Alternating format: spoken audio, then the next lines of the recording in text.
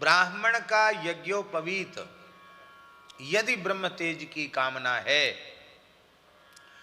तो जन्म से 5वें वर्ष में हो जाना चाहिए। 5 वर्ष के ब्राह्मण बालक का जनेऊ हो जाना चाहिए शास्त्र के अनुसार।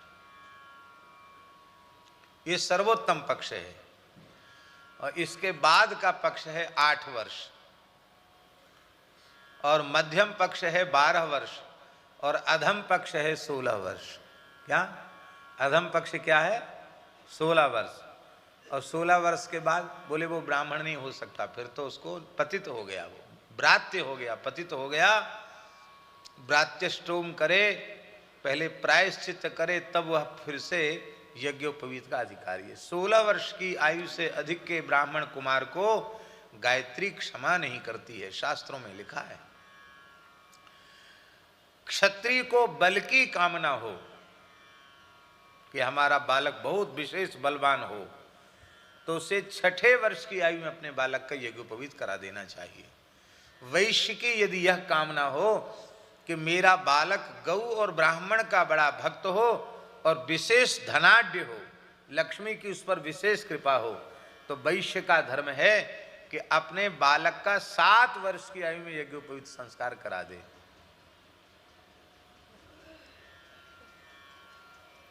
यहां तक शास्त्रों में वर्णन है। अब तो भैया जनेऊ नाए पहन रहे लोग, ब्राह्मणी जनेऊ नाए पहन रहे तो दूसरे बेचारे क्षत्रिय और वैश्य कहां से पहनेंगे? यज्ञोपवीत नहीं पहन रहे।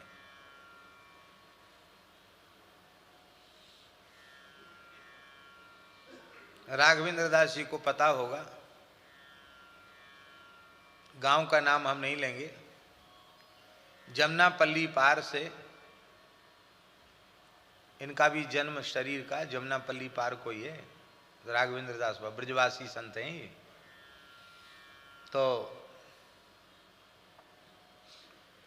एक बड़े बूढ़े आए, ब्राह्मणी, ब्रजवासी ब्राह्मण, हम समझें कि 65-70 साल की उम्र होगी। हमने देखा उन पे, उनके शरीर पर जनेऊ नहीं। तो हमने उनसे पूछी कि आप तो ब्राह्मण हो? बोले हाँ ब्राह्मण है। हो का अपना गोत्रोत्र सब उपाध्याय भी बताया, ब्राह्मण है। तो जनेऊ क्यों नहीं पहनते? तो उन्हें क्या कहा याद है तुमको? वाह वाह हमारो ब्याह ना है भयो। अरे भगवान, ब्याह नहीं हुआ तो जनेऊ नहीं हुआ। अरे ब्रज की ये हालत हो गई कि ब्याह ना है भयो तो जनेऊ नहीं भया। विवाह में जो जनेऊ है ना, वो जनेऊ का स्वांग है। स्वांग जानते हो ना? स्वांग, जनेऊ को स्वांग है, वो जनेऊ थोड़ी है। इसलिए विवाह वाला यज्ञोपवीत संस्कार नहीं माना जाता है। संस्कार की अवस्था में संस्कार होना चाहिए। यदि किसी का नहीं हुआ हो तो उसको प्रायश्चित पूर्वक बड़ी उम्र में भी विधिवत संस्कार करा के जनेऊ धारण करना चाहिए। द्विजाति का अधिकार है यज्ञोपवीत धारण करने का। अत्यंत श्रद्धा पूर्वक यज्ञोपवीत धारण करना चाहिए। जो ब्राह्मण, क्षत्रिय अथवा वैश्य जिसकी 7 पीढ़ियां बिना यज्ञोपवीत और बिना संध्योपासन गायत्री के व्यतीत हो जाती हैं, वह द्विजाति का कुल चांडाल का कुल हो जाता है। उसके कुल में चांडाल पैदा होने लग जाते। चांडाल माने क्या है? चांडाल माने होता है नीच दुष्ट प्रकृति के प्राणी, जिनका खान पान आचार विचार सब मन माना हो, अशुद्ध हो, उसी को चांडाल कहते हैं। चांडाल किसी जाति का ही नाम चांडाल थोड़े ही है। श्री वृंदावन बिहारी लाल की जय।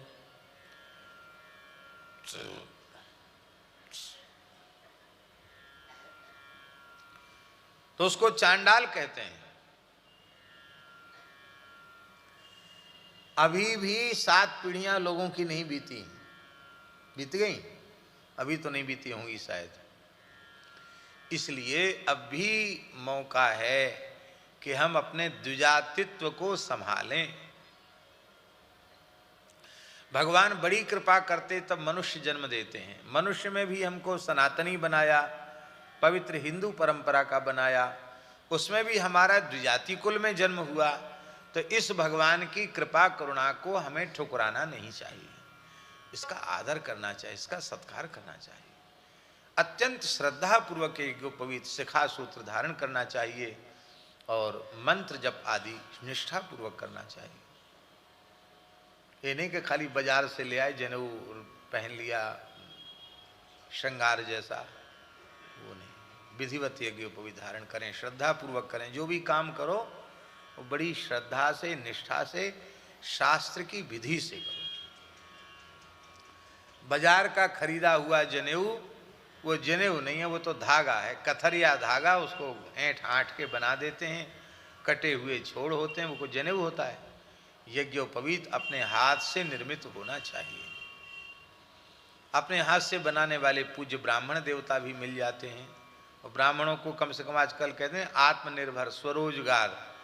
तो कछु न सीखे तो भैया जनेऊ बनावे तो सीख लें। आप कहोगे कौन सिखावेगो जनेऊ बनाएगो? हमारी योगेंद्राचार्य जी सिखा देंगे। गांव के कोई बालक सीखो चाहे जनेऊ बनाओ तो जनेऊ बनाओ।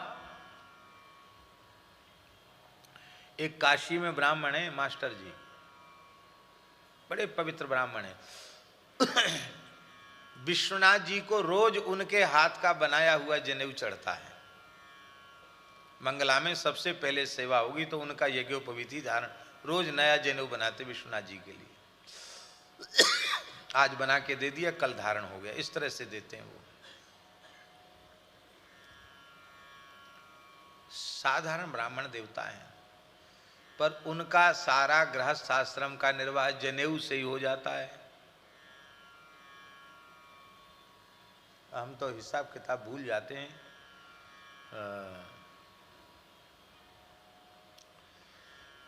शायद 60 रुपए की एक जोड़ी जनेऊ।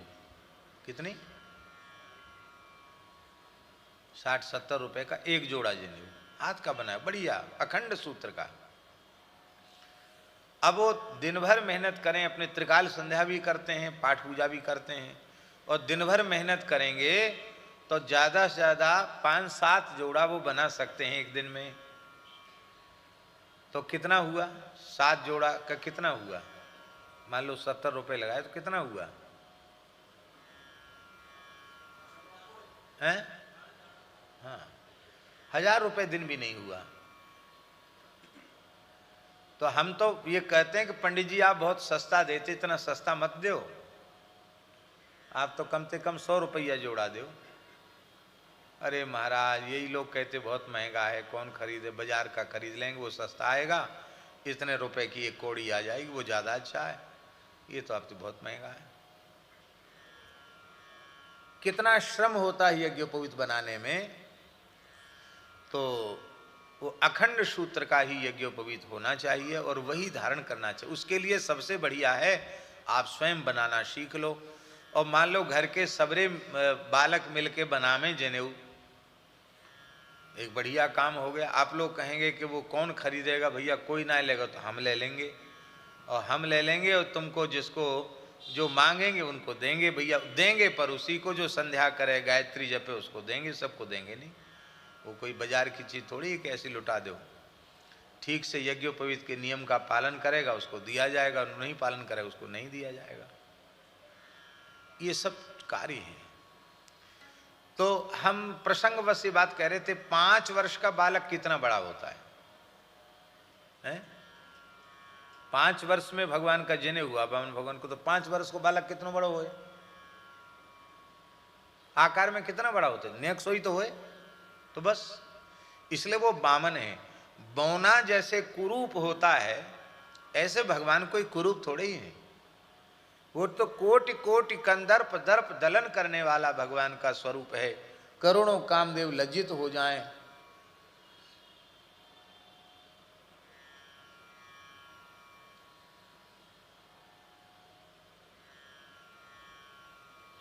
ऐसा सुंदर भगवान का मंगलमय स्वरूप है।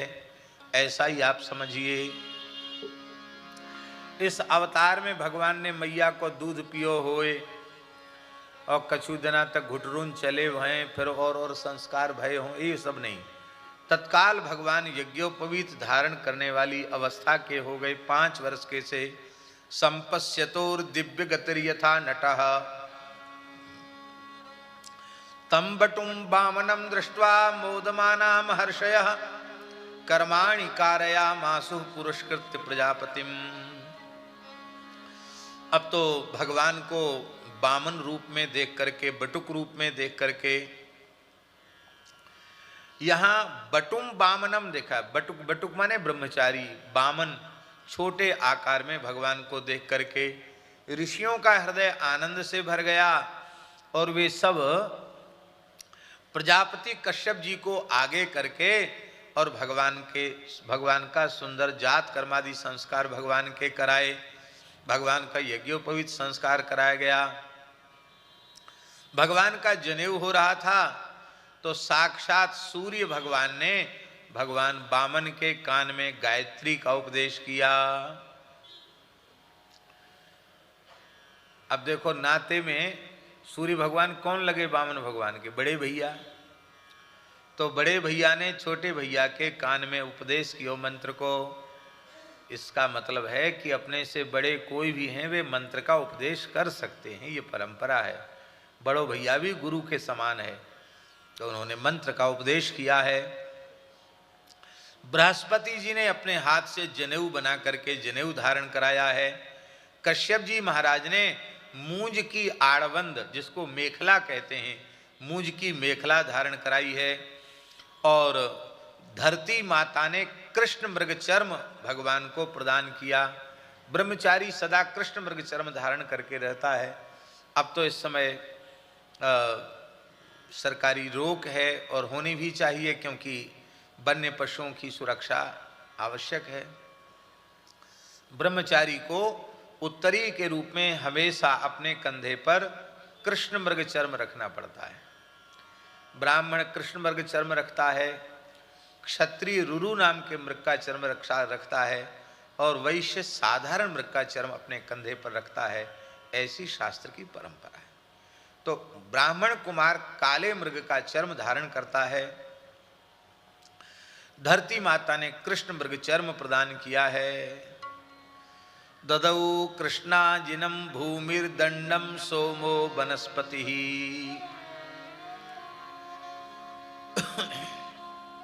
चंद्रमा ने पलाश का दंड भगवान को दिया है। ब्रह्मचारी पलाश का दंड धारण करता है। चंद्रमा वनस्पतियों के राजा हैं, उन्होंने दंड दिया है। और लंगोटी को वस्त्र कौन ने दिया? अदिति माता ने भगवान वामन को लंगोटी धारण कराई। और आकाश के अभिमानी देवताओं ने उनको क्षत्र दिया। श्री ब्रह्मा जी महाराज ने ब्रह्म पात्र दिया, जिसको कमंडल कहते हैं। कमंडल जानते हैं? ब्रह्म पात्र जानते हैं? ब्रह्मा जी ने सबसे पहले सनकादिकों की सृष्टि की, और सनकादिक निवृत्ति परंपरा के मूल आचार्य हैं सनकादिक भगवान। उनको और तो कुछ चाहिए नहीं, पर साधु हैं तो उनको शुद्धि के लिए जलपात्र तो चाहिए। उस समय में कोई बर्तन बने ही नहीं थे, तो ब्रह्मा जी ने अपने संकल्प से बीज बनाए, और जैसे ही सृष्टि की तो उससे कमंडल प्रकट हो गए। तूमा के कमंडल प्रकट हो गए। उसी को ब्रह्म पात्र कहते हैं। ब्रह्मा जी ने वह पात्र विरक्तों के लिए बनाया, इसलिए उसे ब्रह्म पात्र कहते हैं। गृहस्थ व्यक्ति उसका उपयोग नहीं कर सकता, उसके लिए निषिद्ध है। विरक्तों के लिए वह ब्रह्म पात्र विहित है। और वो चलता कम है, माने उसकी आयु कम होती है। अब तो लोग कमंडल ब्रह्म पात्र वाले साधु ही नहीं दिखते, कम दिखते हैं, क्योंकि वो बिस्लरी की बोतल चल गई ना। तो वैसे तो बाहर तो जाना मना ही है शौच के लिए, और फिर जाना भी हो तो बोतल लेके लोग चले जाते हैं। शौचालय में कमंडल की जरूरत नहीं है। पर कमंडल साधु की पहचान है, इसलिए विरक्तों को, संतों को कमंडल अवश्य रखना चाहिए। विरक्तों को, साधु सन्यासियों को कमंडल अवश्य रहना चाहिए, जल पात्र उनके साथ हमेशा रहना ही चाहिए। हमारे पूज्य पहाड़ी बाबा महाराज कहते, थोड़े समय के लिए भी कहीं जाना हो, ए बच्चा कमंडल उठा ले हमारा। महाराज जी आप तो अमुक जगह सभा में ही जा रहे हैं, कमंडल जानता नहीं है। पात्र के बिना साधु कुपात्र होता है, हम कुपात्र थोड़े ही, हम सुपात्र हैं। पात्र होगा, कमंडल होगा तो हम सुपात्र होंगे, कमंडल नहीं होगा तो हम कुपात्र हो जाएंगे। तो कमंडलु की बड़ी महिमा है। कमंडल गतम तोयम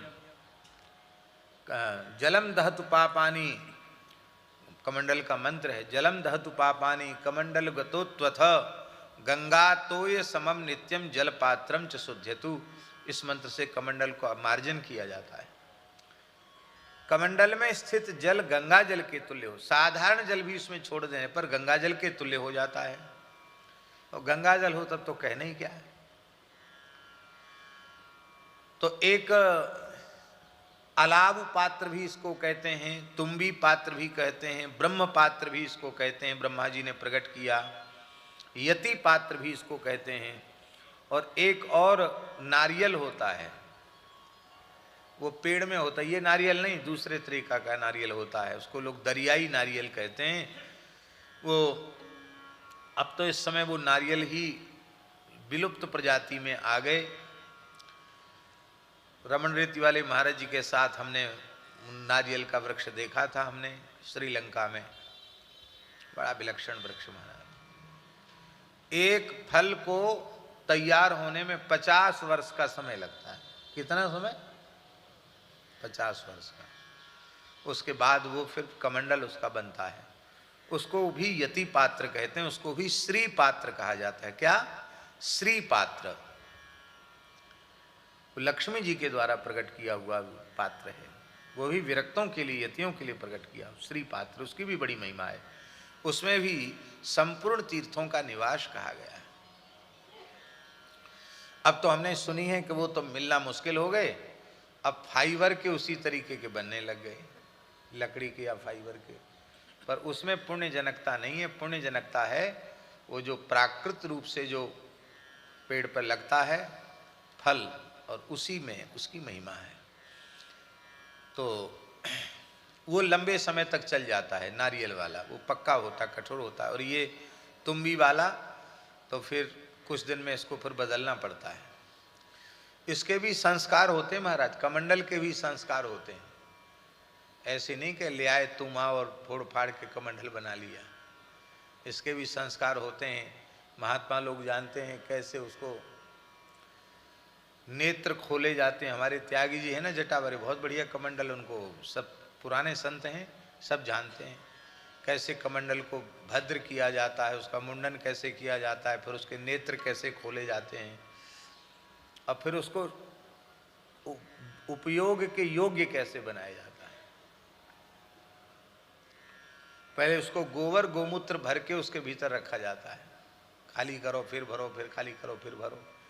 इसके बाद फिर उसमें विभूति भर के रखी जाती है, गीली विभूति, पानी से मिश्रित विभूति। फिर इसको बाद शुद्ध होने के बाद एकदम बढ़िया उत्तम, नहीं तो उसका पानी कड़ुआ होता है, तब वो कड़ुआपन उसका चला जाता है, फिर मीठा जल हो जाता है। अब फिर जब बढ़िया हो गया, शुद्ध हो गया, तब उसको फिर दूध भरा जाता है। उसमें गैया का कच्चा दूध, धारोष्ण दूध, दूध से कमंडल भरते हैं या घी से कमंडल भरते हैं। बहुत से महात्मा घी से भर देते हैं। घी से भर के उसको धूना में लटका देंगे, तो धुआं लगते लगते और घी पीते पीते एकदम ऐसा महाराज जैसा है जाए, बड़ा दिव्य हो जाता है पात्र। कमंडल देख के भी मन मोह हो जाए, ऐसा कमंडल हो जाता महाराज। महात्माओं की युक्तियां हैं। श्री वृंदावन बिहारी, विराजो विराजो, आप तो विराज रहो, आपके बगल में ही बैठ जाएंगे, महाराज जी के बगल में बैठ जाओ, यहाँ यहाँ यहाँ बैठ जाओ, विराज जाओ। नहीं नहीं, आप नीचे मत बैठो, बाबा आप भी ऊपर बैठ जाओ कुर्सी पे। हाँ,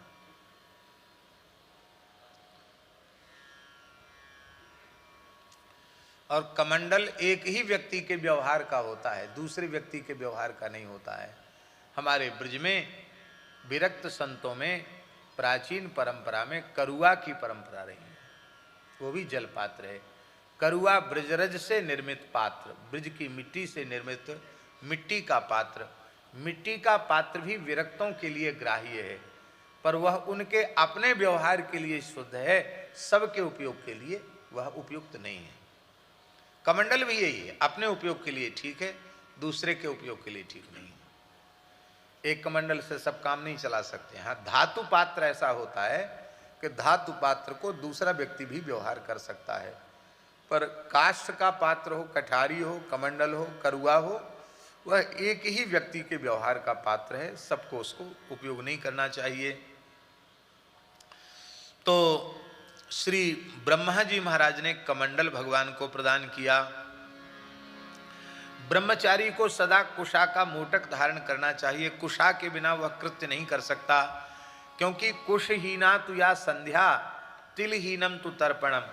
कुश के बिना संध्या व्यर्थ हो जाती है और तिल के बिना तर्पण व्यर्थ हो जाता है। संध्योपासन करने वाले के पास कुश आवश्यक है। जैसे आपोहिष्ठामयो हुआ, ये मंत्र हैं, इनसे ब्राह्मी ऋचाओं से अपने मस्तक पर जल छोड़ना है तो उंगली से नहीं छोड़ा जाएगा। उंगली से छोड़ने से नख का जल अशुद्ध होता है, उसको छोड़ना मना है। तब कुशा से ही, कुशा के मोटक से ही जल जो है शिरशेक करना चाहिए, अपने मस्तक पर जल छिड़कना चाहिए। अपवित्र पवित्रोभा जो है, इस मंत्र से भी पुनरीकाक्षा पुनः तो कुश से ही जल सिंचन करना चाहिए। तो ब्रह्मचारी के लिए कुश आवश्यक है। सप्तर्षियों ने कुशा दिए हैं। अक्षमाला महाराज सरस्वती व्ययात्मनः। साक्षात भगवती सरस्वती ने श्री वामन भगवान को अक्षमाला प्रदान की है। अक्षमाला का अर्थ है रुद्राक्ष की माला, उनको प्रदान की है। यहाँ बहुत से महानुभाव कहते हैं कि यहाँ अक्ष में केवल अक्ष शब्द है, और अक्ष दो प्रकार के हैं, एक रुद्राक्ष और दूसरा कमलाक्ष, कमलगट्टा। तो कमलगट्टे की माला को भी कमलाक्ष की माला कहते हैं और रुद्राक्ष की माला को रुद्राक्ष माला कहते हैं। तो बहुत से लोगों का आग्रह होता कि नहीं रुद्राक्ष नहीं कमलाक्ष। हम तो कहते हैं हमारे तो किसी में आग्रह नहीं है, किसी में झगड़ा नहीं है। रुद्राक्ष भी धारण कर लिया और कमलाक्ष भी धारण कर लिया तो कौन सी बात है। हम ये नहीं कहते हैं कि आप हमारी बात मानिए ही, पर रुद्राक्ष और तुलसी में परस्पर कोई विरोध नहीं है। बहुत से लोग कहते हैं हम तो रुद्राक्ष पहनते, हम तुलसी धारण कैसे करें। कहते हैं ना, रुद्राक्ष पहनते हम तुलसी नहीं पहन सकते। और बहुत से लोग कहते हैं हम तो तुलसी पहनते, रुद्राक्ष माला पहनेंगे तो हमारा तो धर्म ही बिगड़ जाएगा। पूज्यपाद धर्म सम्राट स्वामी करपात्री जी जो परम गोभक्त थे, वे रुद्राक्ष माला भी और तुलसी माला भी दोनों ही निरंतर धारण करते थे।